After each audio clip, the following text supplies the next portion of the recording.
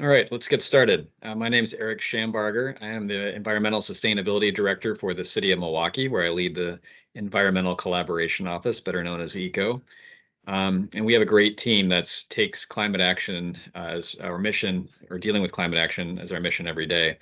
So today's presentation is part of a larger series we're giving on a range of sustainability topics, and with a particular focus on what we have been doing over the last decade and continue to do on the issue of climate change. So thank you so much for joining us and taking the time to learn what we are doing.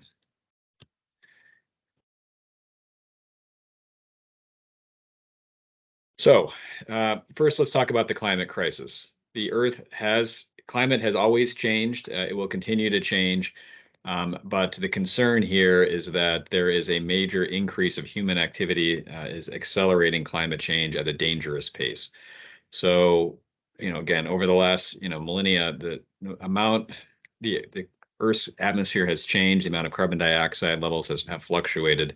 But you'll see on this chart that we have a huge spike in greenhouse gas emissions. It's the highest it's been in over 800,000 years. And so this carbon dioxide and methane, when we pull natural gas out of the ground, there are methane leaks that can get into the atmosphere. And then when we combust coal and natural gas, it turns into CO2. And those two gases are changing the composition of the Earth's atmosphere. It traps in more heat. And when we have more heat, warmer air holds more water. And so it rains less, but when it does rain, it rains harder. And it could have some major impacts on our life. So we're already starting to feel these climate impacts, more hurricanes, more forest fires, more extreme and record-breaking temperatures in Milwaukee and then in the Midwest. I think the thing we're going to feel the most is extreme storms and flooding, but we also have to be concerned about extreme heat, particularly in our vulnerable neighborhoods that have a lot of blacktop and asphalt. So this is really the key concern that we have locally, but of course we're part of a global community and we care what's happening in the rest of the world as well. And so you see other climate impacts like impacts on agricultural yields where you have more drought and famine. We're going to see impacts on farmers and our food supply. We're already seeing invasive species and reduced biodiversity from our forests. And of course, trees are the lungs of the world. They pull carbon out of the atmosphere. And so when we deforest, the rainforest and other places, it's also hurts the atmospheric composition. And then we also have a real concern about biodiversity and ecosystems. So as the climate changes, we have species extinction, we have other issues with, invasive species and the like. And I think this is, may not directly lead to economic impacts, but it's certainly something that our kids are concerned about, the loss of biodiversity in ecosystems. Again, I mentioned in Milwaukee, we have what's called the urban heat island. So we have paved over way too much in our urban areas, and we have a lot of hardscape from building rooftops, but also pavement where we've, create lots of surface parking lots and things like that. Well, all that asphalt traps the heat and makes the residents that live in that urban environment more vulnerable to extreme heat days. In Milwaukee, we need to be concerned not only about heat, but humidity. And the combination of heat and humidity can really lead to some problems for folks who don't have access to air conditioning and the like. There's other elements here, stress on lung and cardiovascular health. The hotter it is, the more likely we're to have ozone action days. And so those are human health concerns that we need to be aware of for our kids. And then again, we have the more extreme storms we have, the more pressure there is on our stormwater management systems, and we can run the risk of combined sewer overflows at the sewerage district when we have these extreme rain events. The deep tunnel has done a great job of reducing the risk of combined sewer overflows, but it was designed for a certain climate, and that climate's changing, and so the risk of overflows increases. So what are we doing about it? I mean, it's a major concern. It's a concern globally. And in my view, every city in the world has a responsibility to take action. So we have been running energy efficiency and clean energy programs to help the city and homeowners and businesses figure out ways to get off of fossil fuels. We have been investing in green infrastructure. That's what you can think of as nature-based solutions to remove some of this asphalt and find more ways to manage stormwater where it falls. We've been involved in a lot of new transportation options to reduce our dependence on automobiles, which use a tremendous amount of fossil fuels. So things like bike lanes and the Bubbler bike share network, working with Zipcar car sharing system, and more recently working with electric vehicle charging stations. All of these are ways to try to reduce our dependence on the automobile and create a healthier, more vibrant city. With regard to solar energy, we have an all-of-the-above solar strategy, meaning we support a robust and competitive rooftop market for solar. So in our view, people should be easy to install solar on your own roof. But we also support We Energies in developing utility scale solar projects, meaning the really big solar fields.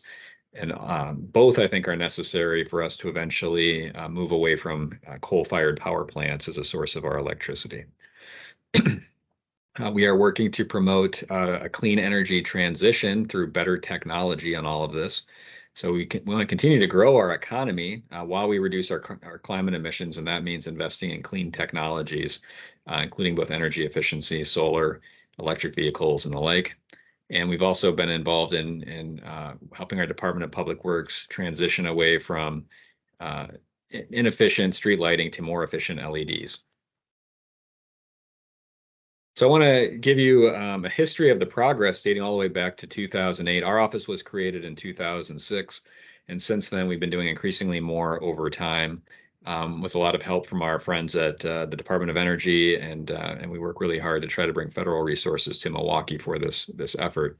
So it's been a process of creating programs and then building and expanding to reach more people and more facets of the economy, because fossil fuels are really embedded in throughout our whole economy, from our transportation sector to our buildings.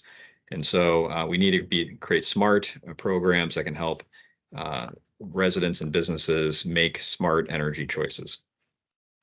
So we'll start with our Milwaukee Shine Solar program. This kicked off in 2008.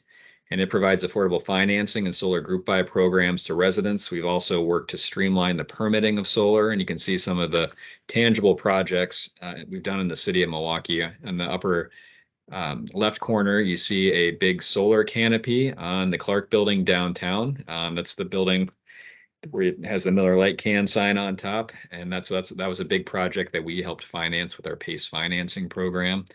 We've done more demonstration solar projects like the Solar Flower and the Green Corridor on 6th Street. We've helped over 280 homeowners install solar on their property through our group buy program, and we've installed solar on city buildings. The group buy program is done in partnership with the Midwest Renewable Energy Association. We are doing it again in 2024. And the way it works is we work with MREA. They select two contractors, in this case, Full Spectrum Solar and Arch Solar this year, to agree to install solar. They're vetted for quality, and then they also provide bulk pricing to homeowners. So the more homeowners that sign up for solar, the lower the price.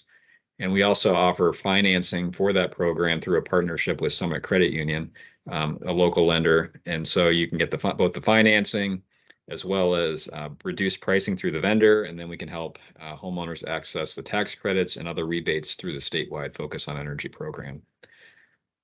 We've also been designated a Sold Smart Gold community for our work to streamline the permitting process to make it easier to not have regulatory headaches when you want to put solar on your roof.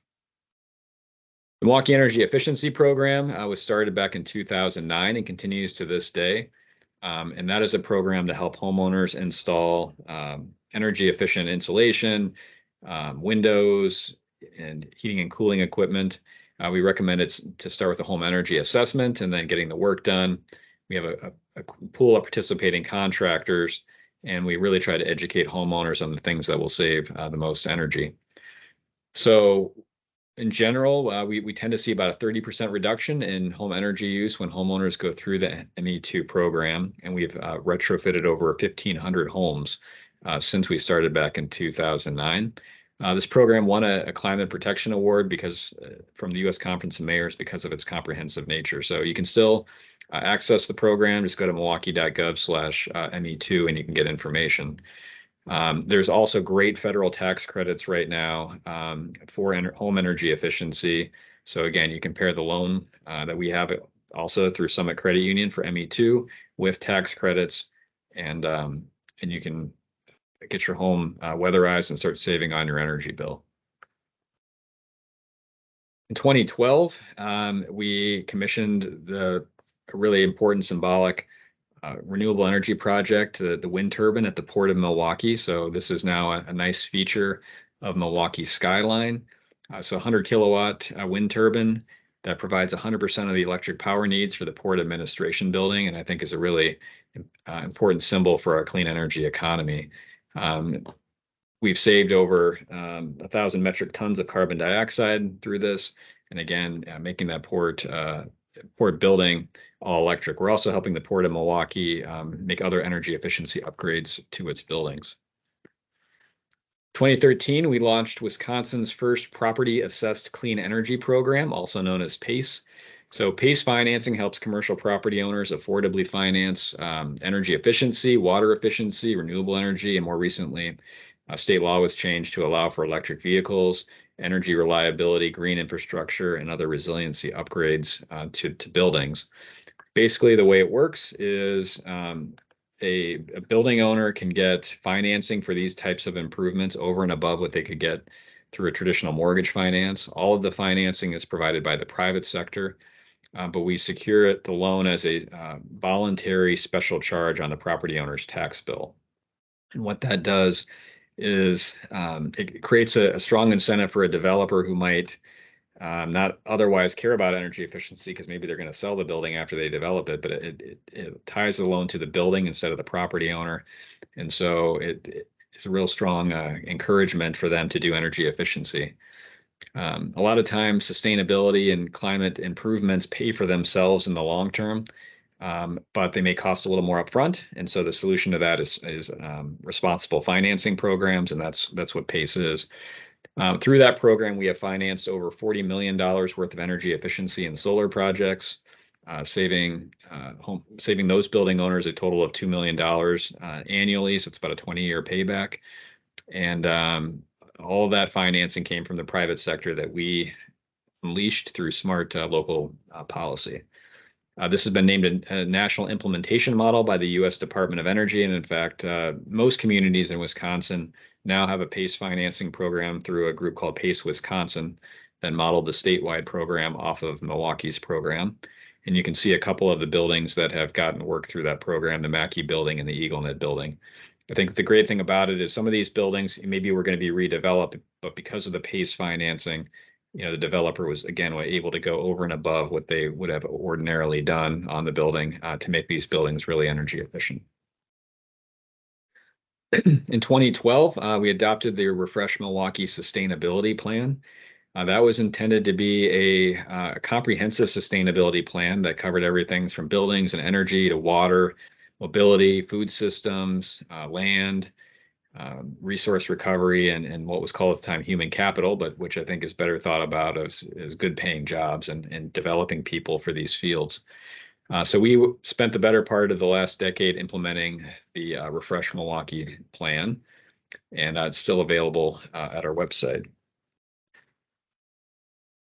In 2015, we launched the Better Buildings Challenge for commercial building owners. This is a Department of Energy national initiative to encourage building owners to set a goal of cutting their energy use 20% over a decade. And we had participated in that for city municipal buildings where we track our energy use, and we created this program to help commercial building owners do the same. We provided free energy assessments, connected them with the PACE financing, connected them with workers who are being trained on this technology through MATC. So giving students practical experience in doing energy audits. provided awards and recognitions to building owners who did energy efficiency. And again, this was a national model for effective communication with the commercial building sector. Over 133 buildings took the Better Buildings Challenge pledge. And, the idea is to lift up building owners who are doing the right thing on their own. We've also been advocating and working successfully with We Energies to push them in a new direction away from fossil fuels and to develop renewable energy, particularly for city buildings. You might hear other cities saying we got 100% renewable energy pledge or whatnot. We have that for city buildings now, but we have to work with We Energies. We are a regulated state in Wisconsin, so we don't have the options that other states like California have to just work with whomever they want to build large-scale solar. We're working with We Energies to try to, ask them to develop new programs. So at the time, then Mayor Barrett worked with other major institutions like MMSD and MATC and UWM to ask We Energies for better options. We are large customers of theirs with all the buildings and streetlights that we have. So we really needed them to create some options, which they did, and they were approved by the State Public Service Commission. All of these discussions and efforts turned into the first big project was this 2.25 megawatt solar installation that was built on a city-owned landfill next to General Mitchell Airport. So we actually leased that land to We Energies. They paid us for the land and for the systems. The city gets the credit for the renewable energy on our goals. And we then reinvested the revenues into additional climate action work. Then we were building on that success. Just this past March, Mayor Johnson signed a resolution authorizing us to work with We Energies to build up to another 11 megawatts of solar.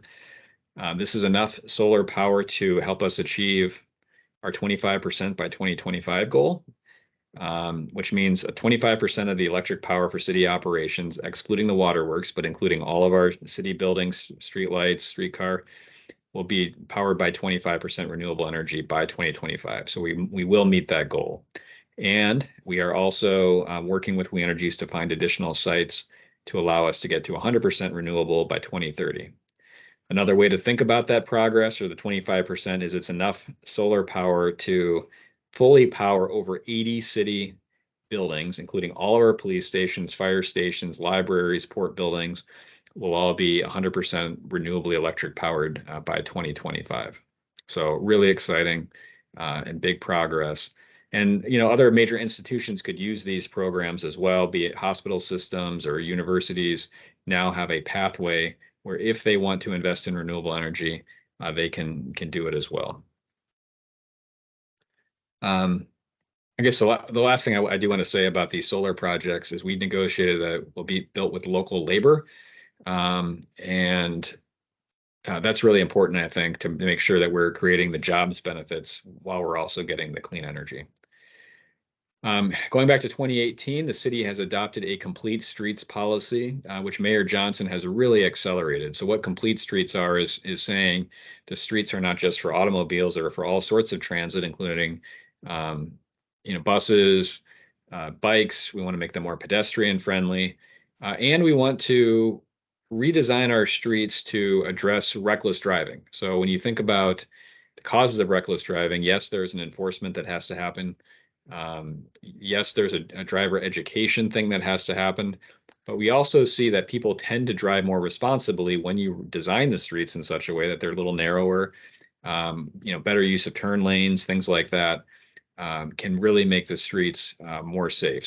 So this policy plan has really helped us move forward. And again, Mayor Johnson has made it a priority to really accelerate the amount of protected bike lanes in this city. And in fact, President Biden was in town about a month ago to celebrate major reconstructions and redesigns of 6th Street. There's also major rethinking of streets like Villard and Vliet that are going to be totally redesigned to be more pedestrian and bike friendly going forward. So really, really exciting, I think. I also think these kinds of policies make cities more vibrant. I mean, if you think about many of the cities that you might travel to, vibrant cities that have a lot of people walking around. They don't have, huge roadways, and it's not all about the car. You want people walking in your street. You want people biking. That makes urban environments more vibrant. It supports local businesses, and it just makes for a more vibrant city.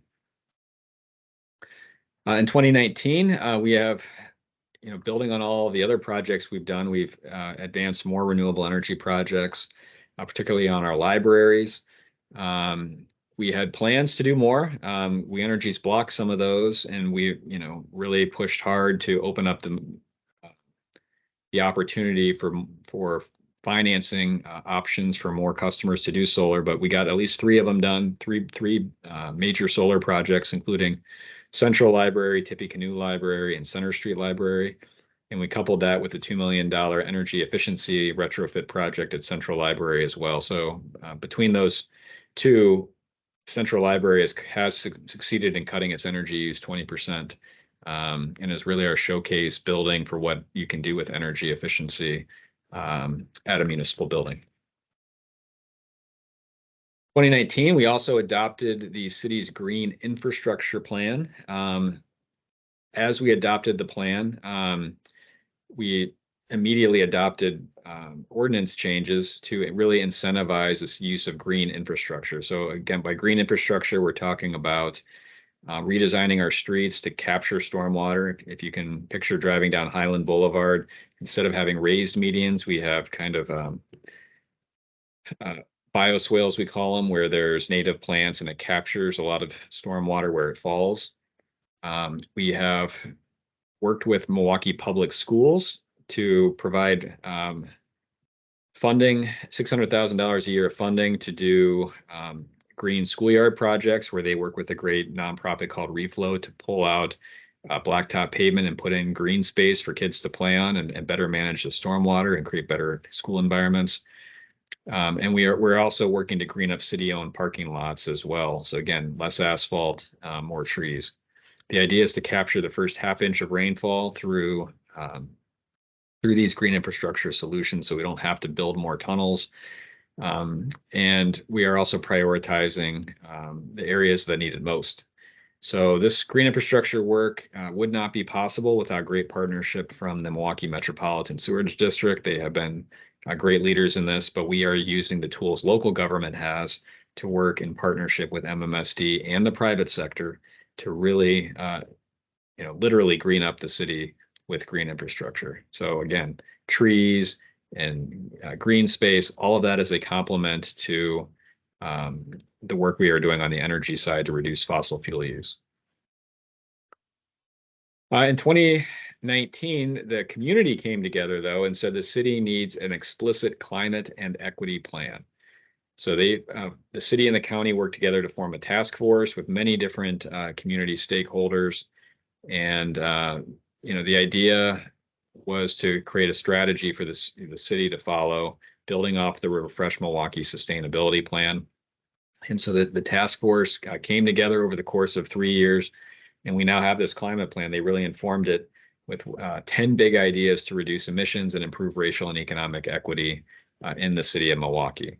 So as we make this transition, we are also working to, really address and make city of Milwaukee more racially just and equitable. We recognize that Milwaukee is one of the most diverse cities in the state. That's a source of our strength. And so we need policies that, really create an equitable future where everyone has a fair shot at a better life.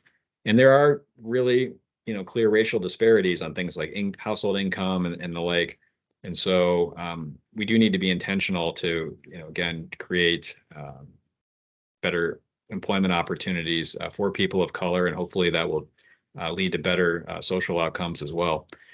So it's really important to tackle both at the same time and focus on those neighborhoods that have historically been left behind. And we'll come back to that climate and equity plan, but in 2020, we did a comprehensive energy plan for our buildings and fleet. And so we have a complete roadmap. We know what we're doing in terms of which buildings are going to get energy efficiency upgrades.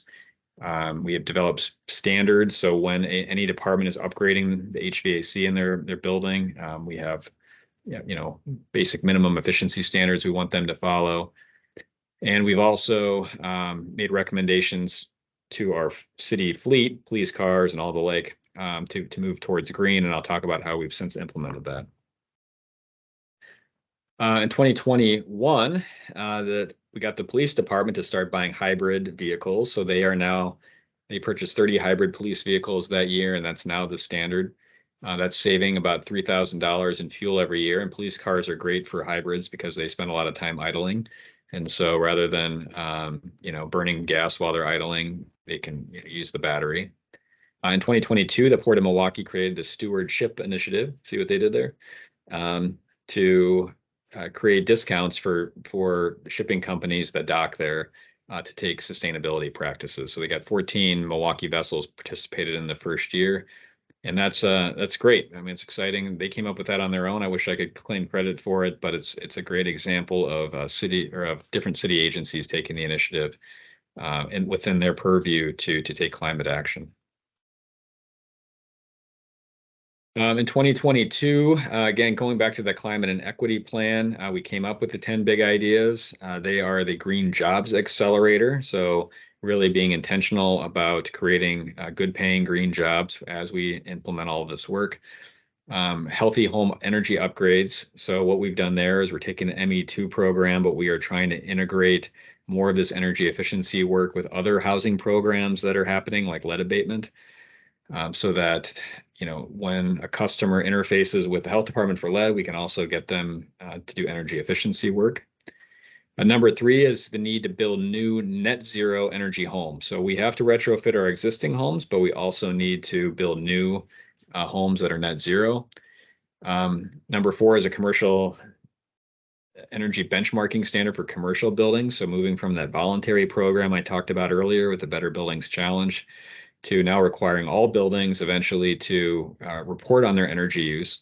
That policy has not yet passed, but we are doing stakeholder engagement on it as we speak. Number 5 is this people-centered transportation and urban design, really accelerating the work of the Complete Streets Plan we talked about from 2018. We are also electrifying transportation, so working to install electric vehicle charging. We're working to green the electric grid through advocacy with the Public Service Commission to try to, again, push We Energies and hold them accountable for building more renewable energy.